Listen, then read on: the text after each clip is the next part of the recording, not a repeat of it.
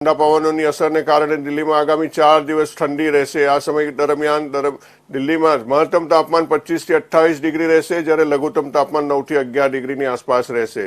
10 માર્ચથી દિલ્હીના તમામ તાપમાનમાં વધારો થશે। આ સમયગાળા દરમિયાન પણ સવારે અને સાંજે ઠંડી રહેશે, જ્યારે બપોરના સમયે સૂર્યથી રાહત મળશે। દરમિયાન મંગળવારે દિલ્હીનું મહત્તમ અને લઘુત્તમ તાપમાન સામાન્ય કરતાં 4 ડિગ્રી ઓછું રહ્યું હતું। મહત્તમ તાપમાનમાં 23.4, જ્યારે લઘુત્તમ તાપમાનમાં 9 ડિગ્રી નોંધાયું હતું।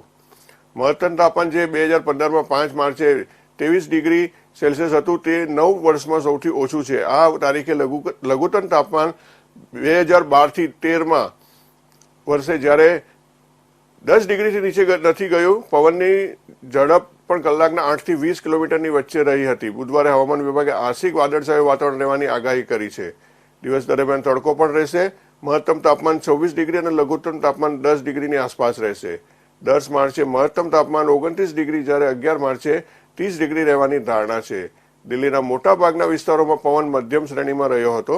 સમગ્ર દિલ્હીનો એર ઇન્ડેક્સ 127 નોંધાયો હતો। પ્રદૂષણ માત્ર NSIT દ્વારકામાં જ મધ્યમ શ્રેણીમાં રહ્યું હતું, જ્યાં IQ 201 નોંધાયો હતો।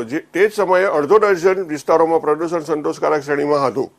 દિલ્હીની હવામાન આગામી 3 દિવસ સુધી મધ્યમ શ્રેણીમાં રહેશે।